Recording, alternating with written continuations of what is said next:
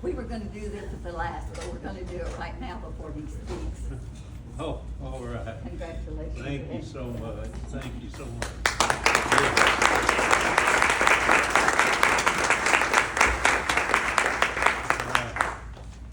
Oh, I appreciate that. Well, we're gonna change our format right now. Ray, I had asked him, why don't you talk a little bit, and I didn't include what he was hoping in the future to have happen. So he wants to talk, and I'd like to have him come and just tell you what he's hoping to see the history and what happens. Thank you very much. Let me lay this aside for just a moment. Now, I don't normally have notes, but look out. I made notes. And I've done it for a special purpose for you today. I really thank you for the honor of this recognition. I knew Bill Sargent and was delighted to have him help me with Historically Speaking columns on the security issues during the Manhattan Project and on the Happy Valley deployment in Korea. You probably don't remember about that, but he took the largest group of people who volunteered for Korea and took them from Oak Ridge and named the place that he went in Korea, Happy Valley, in honor of the Happy Valley here in Oak Ridge. Yes, she listed several things that I've been recognized for over the years, and I'm pleased about that. But let me tell you, you recognizing me with this award is one of the most meaningful things that I've had happen to me. I know almost all of you, and you know me. And to have you recognize me is especially significant. So thank you again for honoring me.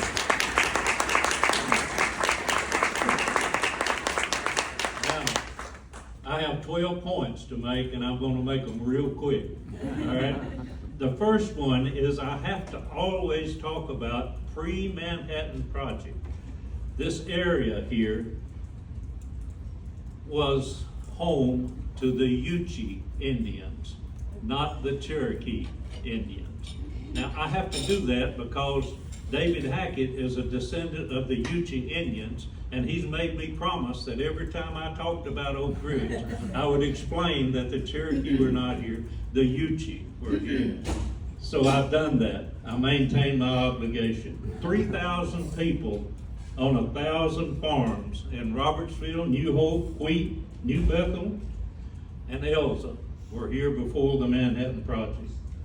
Colonel Nichols, the father of Oak Ridge, if you're reading Historically Speaking at all, you know I'm up to about 20 articles that his grandniece has written, because when the Oppenheimer movie came out, they didn't feel like Colonel Nichols got a fair treatment.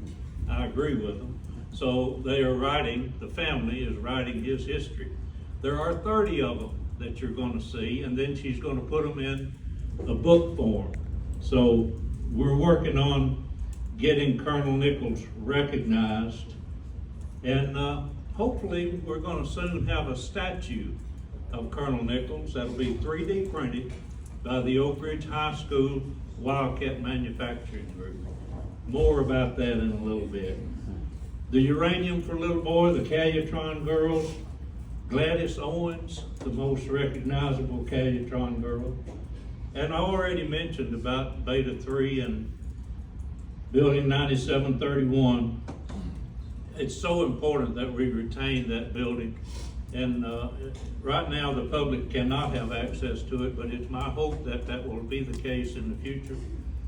9731 is almost ready for the public, so we're going to get to see that.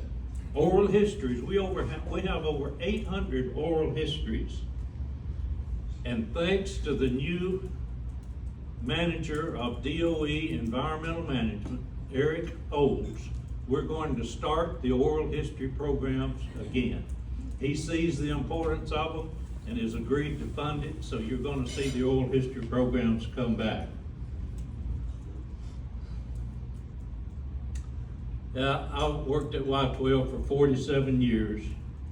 I'm a Vietnam veteran. When I left Vietnam, they told me I had my choice of any assignment in the world for a year. But after a year, all of my assignments would be remote. Places like Thule, Greenland. I was a radio relay technician. I had a wife and a son. They couldn't go with me after 1 year. So we got out of the Air Force. We came to Oak Ridge and got a job here in Oak Ridge. I got hired. The man interviewing me said, "Son, I don't believe I can hire you. You don't have an apprenticeship." I said, "No, sir, I was trained in the Air Force." He said, "Well, I have somebody that knows about that. Let him look at you." A man came in, I didn't know who he was at the time, but he was a retired colonel in the Air Force. He looked at my resume, and I'd written at the top of my resume that I was the top student in the U.S. Air Force's electronics training program. He said, "Hire the boy." That's how I got my job. 47 years later, I retired from Y12. We have had for years something called the Secret City Festival. We don't have it anymore, but we're bringing a new festival back. We're bringing one in now, the Atomic City Fall Festival, scheduled for September 26th and 27th of 2025. Bill Wilcox, we named he was the first city historian. I'm proud to be the second one. He made the commemorative walk, the birth of the city monuments. He was a member of this club. And we've named he wrote the church history. He wrote the hospital history. He wrote the K-25 history book. And now we've named the William J. Wilcox Jr. K-25 Interpretive Center for Bill Wilcox. You as a Rotary Club should be very proud of Bill Wilcox, as well as you are proud of Bill Sargent. The Manhattan Project National Historical Park, we have over 30 wayside markers here in town because of that. They're going to have their 10th anniversary in November of this year. We're going to show the Oppenheimer movie, right, Alan? Again in November, I believe the 13th of November. Right. We're going to show that movie again. Giants of Oak Ridge statues that'll talk to you. They're coming out of the Wildcat Manufacturing. Nichols will be the first one. Bill Wilcox will be the second one. We're going to put his statue in the Wilcox Interpretive Center. And he's going to talk to you, artificial intelligence. The USS Houston Conning Tower, we're going to get that.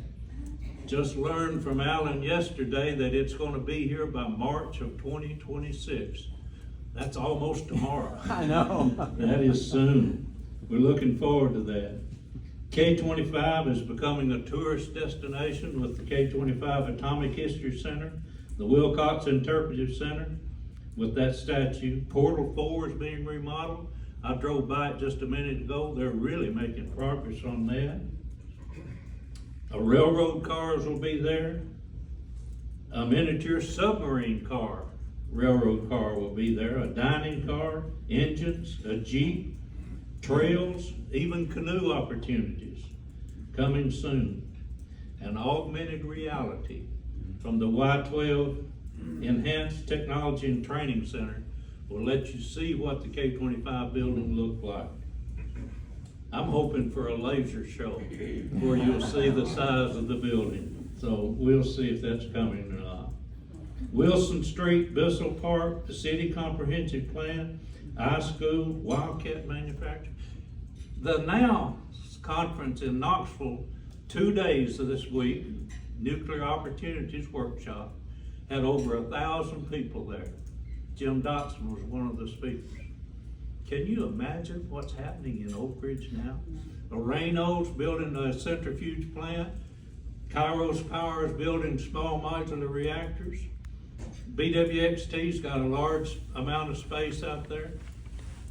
TriSoX is building a high assay, low enriched uranium production plant.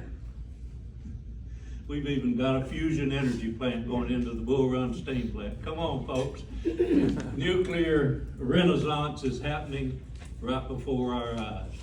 Okay, I have imposed on you enough, but I wanted you to hear those things that are special to me that are happening in our city of Oak Ridge during a most amazing time.